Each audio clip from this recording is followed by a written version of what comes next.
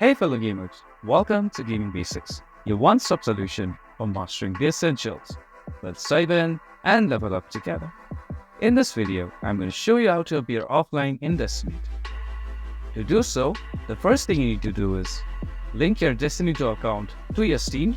You can do so by going to bungie.net and then linking it from there.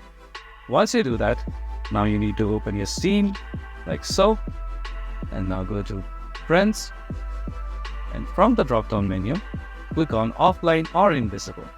Any of these options will work. Once you do that, you'll appear offline in Destiny 2. If you found this video helpful, please give us a thumbs up. And if you have any questions for us, please feel free to mention us in the comment section down below. Also, don't forget to hit that subscribe button and ring the notification bell so you never miss out on our latest guides and tutorials. This has been your host Stace. Happy gaming!